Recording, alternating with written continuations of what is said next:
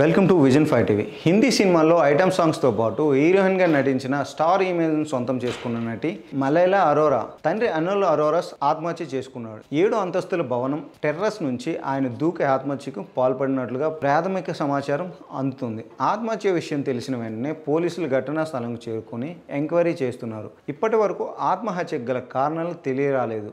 పోలీసులు ఘటనా స్థలానికి చేరుకుని ప్రాథమిక విచారణ చేపట్టారు.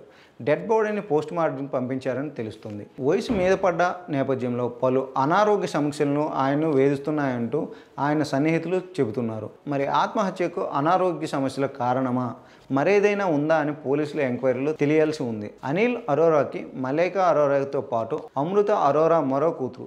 ఇప్పటి వరకు కుటుంబ సభ్యులు అనిల్ అరోరా ఆత్మహత్య విషయంపై స్పందించలేదు. మరి కాసేపట్లో కుటుంబం నుంచి ప్రకటన వచ్చే అవకాశాలు ఉన్నాయి.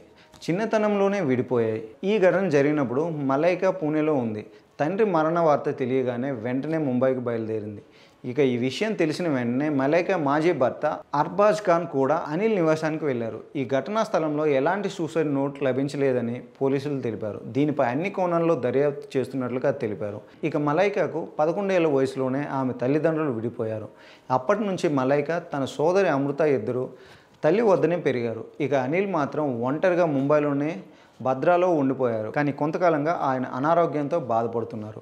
గతేడాది అనిల్ను ఆసుపత్రిలో కూడా చేర్చారు. అప్పుడు తండ్రిని చూసేందుకు మలైకా తల్లితో కలిసి వెళ్లారు.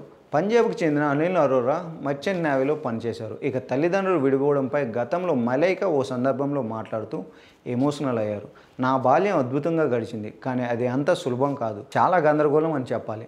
కానీ అలాంటి కష్ట సమయాలే మనకి ఎన్నో నేర్పుతాయి. నా తల్లిదండ్రులు విడిపోవడంతో మా అమ్మను నేను మరో కోణంలో చూడగలిగా, స్వతంత్రంగా ఎలా ఉండాలో తెలుసుకున్నా. ఆ పాఠాలను నా వ్యక్తిగత కెరీర్ జీవితానికి పునాదులు. అందుకే నా చుట్టూ ప్రపంచం ఎలా ఉన్నా సరే నేను మాత్రం బలంగా స్వతంత్రంగా నిలబడుతున్నా అంటూ మలైకా చెప్పుకొచ్చారు.